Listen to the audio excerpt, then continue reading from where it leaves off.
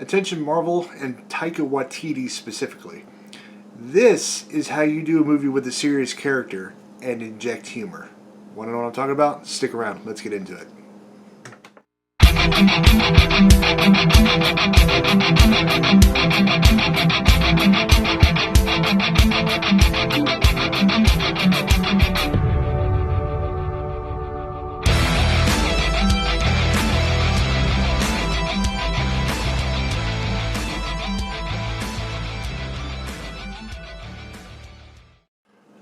What's going on, everyone? Welcome back to another video.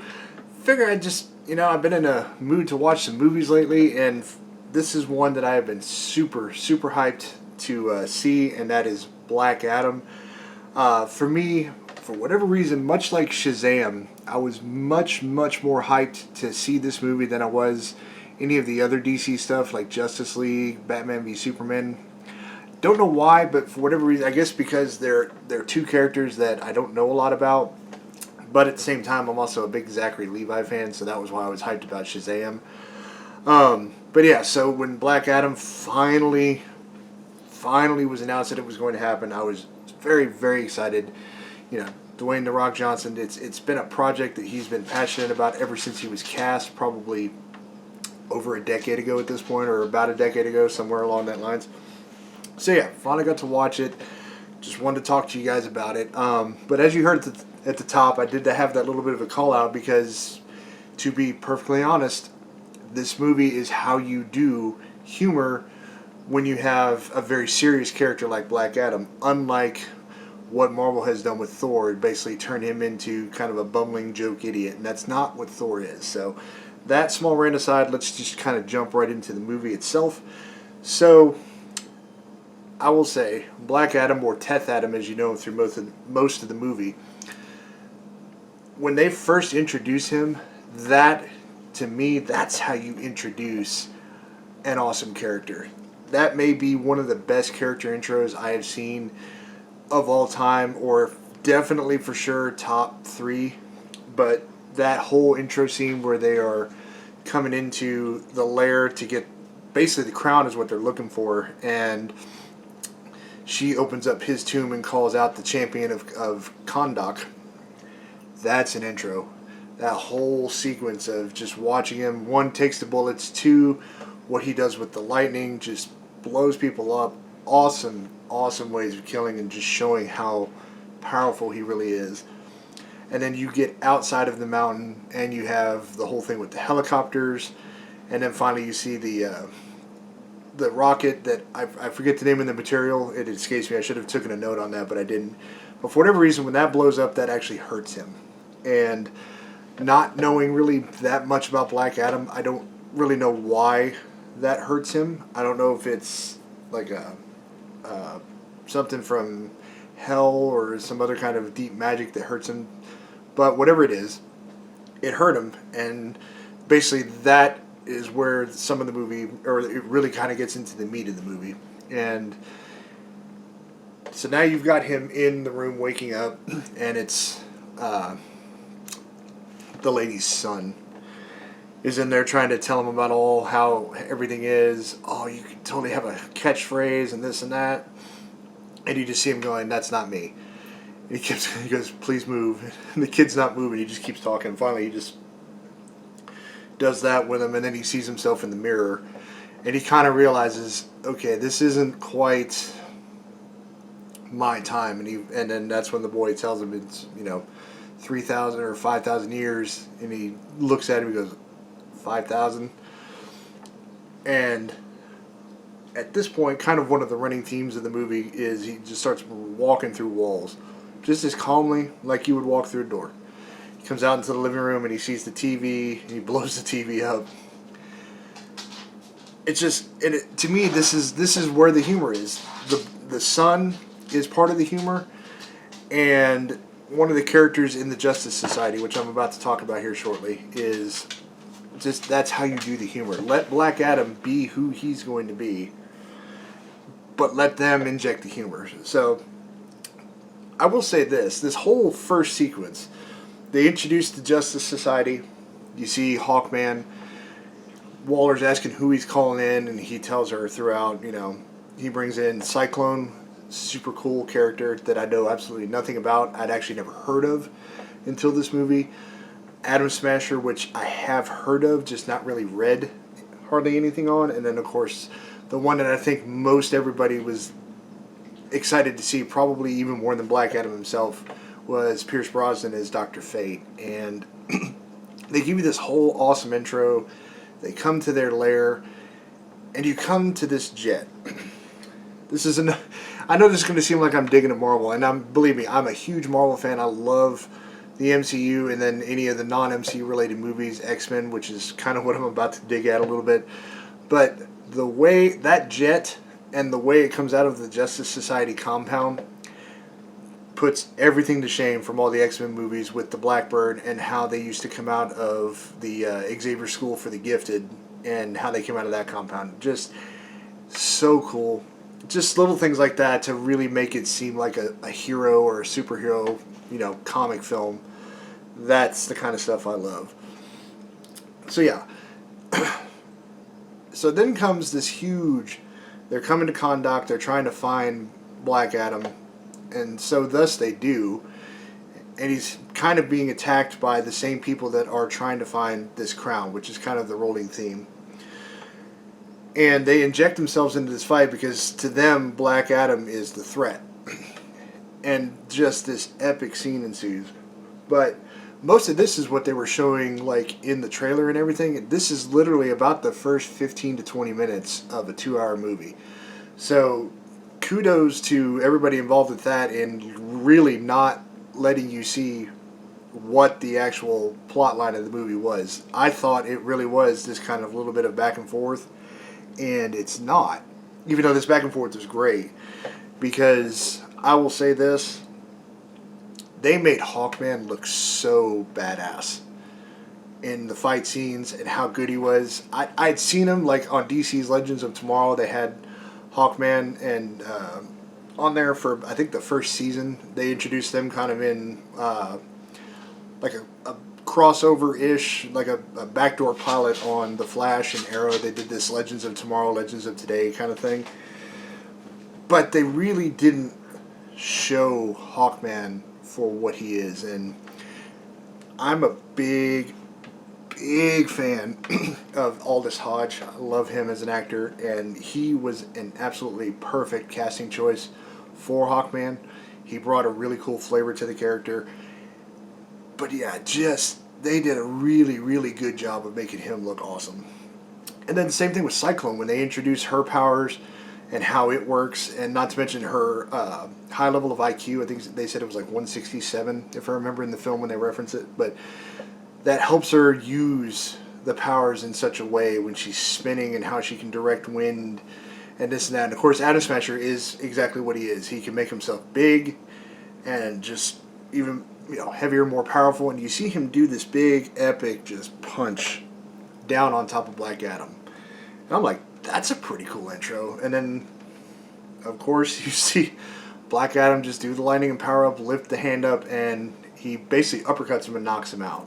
I'm like, at this point, I'm like, oh yeah, we are going so OP with Black Adam. But I want to say he really is one of those characters that he is that powerful. So again, at this point, this is literally just the first 20 minutes of the movie, and that was literally what they had shown you in a trailer for the last year and a half.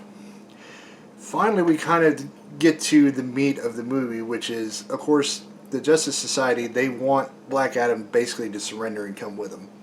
They figure out that they need to get him to say the word Shazam to get him to power down and be able to be contained. And that's basically their whole goal, is to get him to say that. So thus begins this big back and forth between him and especially Hawkman. But I will say where Pierce Brosnan was absolutely brilliant, and really the writing for the movie too. Dr. Fate was so good. I was so excited to see how they do a live action version of him. All the magic and all the effects were absolutely stunning. Some of the best that I have seen. I did like the way he sounded when he had the helmet on and he spoke. Just everything about the character was so flawlessly executed, and Pierce was brilliant. But I think the most important aspect of Dr. Fate throughout the entire movie is when he did speak, it was important. It always meant something because it had to do with the plot line of the movie or some kind of motivation for the characters in the movie. So he was literally kind of that anchor point for everybody in the film. And I thought the way that was done was absolutely brilliant. So, all right. So, yeah. So, like I said, kind of moving into the meat of the story. I believe his name is Ishmael at the beginning. He does that turn, but at first you kind of think that, okay, maybe he was just hired by the mercenaries or the army that they show at the beginning that basically got a hold on the city, hired by them to, work with Adriana and get to where they need to be to find the crown, which they do, and just get it from her. Well, it's finally at this point that you realize, no, he's actually the big bad of the whole movie, and he's the one who's the head of everything, and whatnot. And you see this when he does this epic turn. The son, I think his name is Amon. Sorry, luckily I had that written down in my notes here. Comes back to try to get the crown because they are realizing that the crown basically needs to be destroyed and figure out what to do with it. And they basically learn that it's kind of he taps into the powers of hell, for lack of a better term. And so goes back to get it, and Ishmael's there with the brother, who is, again, he's another part of the humor. It's Amon, the brother, and Adam Smasher. They're the humor in this movie, and it's perfect. So he shoots him in the stomach, but he still doesn't have the crown, and basically ends up kidnapping Amon to force their hand with the crown. And they agree for now to team up because Adriana basically convinces Teth at this point to, I don't care what you got to do, just get my son back. You are the champion. She keeps trying to tell him, you're the champion of Kahndaq. We brought you here. And they keep trying to tell the Justice Society too, this whole movie, we don't need you. We have our champion. And that's true. Most of the citizens in Kahndaq don't want the Justice Society there. They're just hyped to see Black Adam. So yeah. And they go to do the rescue mission, and everything seems a little too easy. And they get to the point where they've got this, again, it's like an Imperium or something like that, shield surrounding them, so not even Black Adam can get through it. And he's got the son at gunpoint. And basically she's like, okay, I'll give over the crown. She takes it up there, hands it over, and basically at this point is when all hell kind of breaks loose. And he drops the shield because basically what he's going to do, he puts on the crown and he pulls the trigger. And you see Black Adam basically, I guess you could say, charge up. You see his eyes start just turning into pure lightning, and the lightning really kind of starting to come out from around him. And this is referenced, and I'll talk about it here in a little bit, but this is referenced a few times in the movie. But when he does this, basically he has a huge outburst of power, almost like an explosion that he can't control. And that's basically what happens. And in doing this, Amon gets hurt. And that was kind of the turning point for Black Adam as a character. He was still very anti-hero, but at this point, this is where the good side of him comes out. And he kind of flies off, and they go to find him, which they keep going to the old palace, which still exists, that they showed at the beginning of the movie during the slave scene. And that's where Hawkman comes to find him, and Black Adam tells the actual story. Because at the beginning of the movie, they give you this scene way back in 5,000 years prior, and they're trying to dig up everything for the Emperor so that they can make this crown. And you see Black Adam, or what you think is Black Adam, you actually think it's his son that they keep showing. And you see this symbol that he does throughout the movie, which is kind of his thing. That was their calling.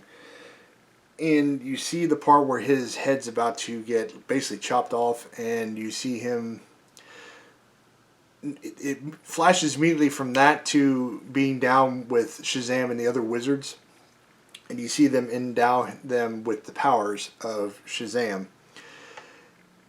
What they don't tell you, though, is you think it's actually Black Adam that happens. It's his father that gets it, and he comes back and he just seeks revenge, because they make it seem like that's where his son's killed, and it's actually not. So this is where another brilliant piece of writing that I love in comics. If you can get empathy for a villain or a superhero, not a superhero, a villain or an anti-hero, someone that's got a moral compass, that draws you in even more, because then they seem almost relatable. And that's what they do here. What it was is that whole scene was actually Teth Adams' son gotten imbued with the powers of Shazam. He's the champion of Kahndaq. He's the true champion. He's the one that the huge stone statue in the middle of Kahndaq is. It's not Teth. It's actually his son. So they finally get to a point, and they tell you that where the turn comes is to get back at his son. They come to kill Teth and his wife. And they actually do succeed in killing the wife, and Teth is basically dying for the most part. And in comes the son, and basically to heal him, he does a power transfer. He gets him to hold something. I think they hold hands with the staff, and he says Shazam, and he loses his power, and Teth gets it so that he can heal and he can live. And of course, almost immediately upon doing this, assassins kill the son. This is where your empathy comes from, because that tore Teth up. And that's where they go back to the scene in the palace where he's so angry. They're trying to get him to, the king's trying to put the crown on. And Teth is just so angry at this point that he goes in, and that's when that whole thing happens. He basically blows up the entire palace. So, and I just realized in doing this whole story, I skipped over a major part from before. So Ishmael, who when he's holding the son and everybody hostage to get the crown, you learn that he is the last living descendant of the emperor that Teth Adam killed at the beginning of the movie. And he's trying to get this crown. Well, he did put it on his head, but you thought that he was dead after Teth did everything. And then they kind of cut back to this scene, and you realize that no, with the crown on, he basically went down, and hell chose him to be their champion. Demons and whatnot. So he becomes the Demon King. And I will say that might have been kind of as part of the movie as far as the CGI goes. It didn't look terrible, but it wasn't the greatest thing either. But he still looked pretty cool, and he sounded awesome. And at this point, he comes up, and he's powered up, and he has of course, he's got the power over the dead, this and that. So up comes an army of darkness. He's at the palace, and I think what he's trying to do, he's trying to get into the throne so he can sit there. And when he does this, it basically shoots a big burst of power up, and it's basically awakened the armies of hell and the dead, for lack of a better term. So you get a little bit of like a zombie game, and it's super cool. But at this point, though, right after the story, I realize I'm skipping around a bit, sorry. But at this point in the story, Teth has actually, he finally says Shazam, and he powers down. And they bring him to this super secret black site underwater prison for Amanda Waller. And another really cool thing that they did here is they connect the DC, like, TV universe, because anybody who's watched Peacemaker, you know about all the main characters, and her name literally just went out of my head, but it was the main blonde character that Peacemaker was hitting on the entire season. She shows up.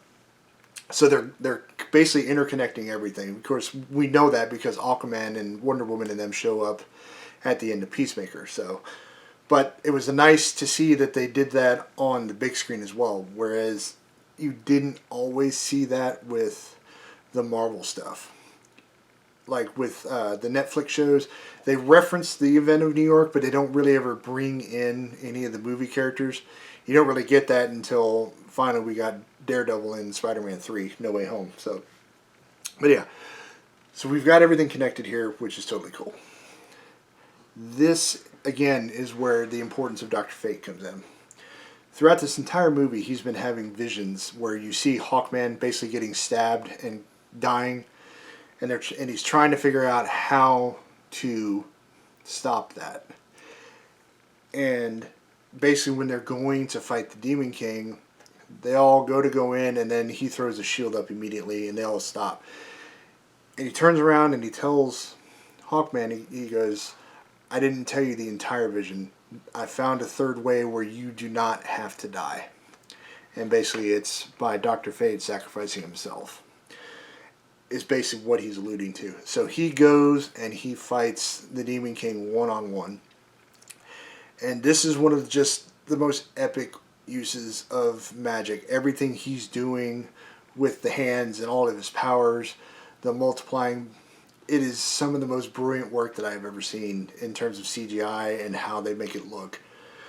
All the while, though, he is telepathically talking to Teth, who is in basically a stasis tank, trying to wake him up and tell him, "You are the champion, you can be good, we need you, you're the only person that can do this."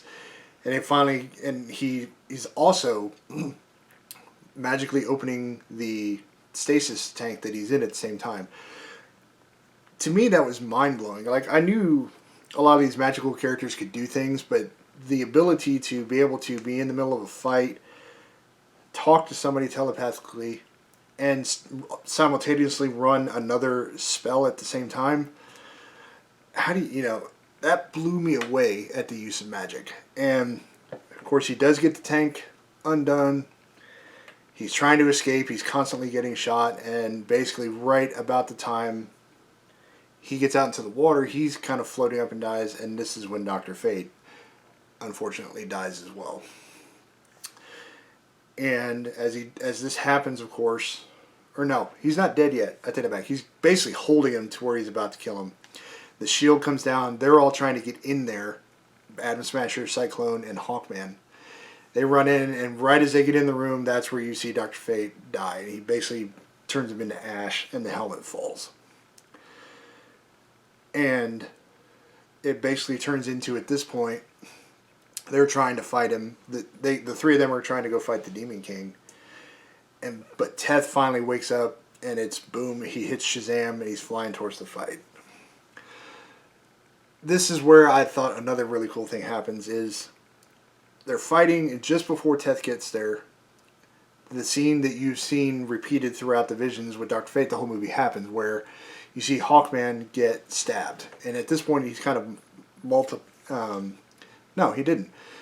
Yeah, he did the multiplying thing, I think. But he gets stabbed, and then that's where you see him. He's holding the helmet and goes, "An old friend taught me this trick." And it's not really him that got stabbed. And basically all the Hawkmen are trying to hold him, and they can't. And then boom, in comes Teth, and now the big epic ending fight of the movie happens. And like I said, epic is definitely the scope of this. It's one of the better fights in the DC universe.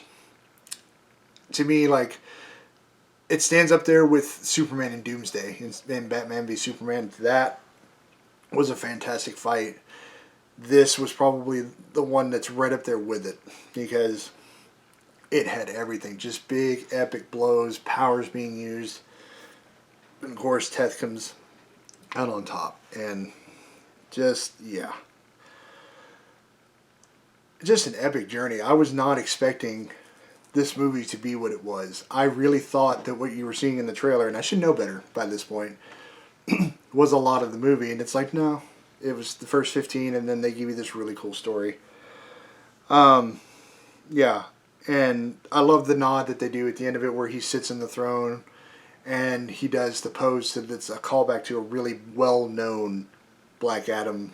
I think it's a cover, but for sure it's one of the most well-known, where he's sitting in there, he's got the hand up, sitting in the throne. I thought that was a really cool nod to the Black Adam mythos that they did.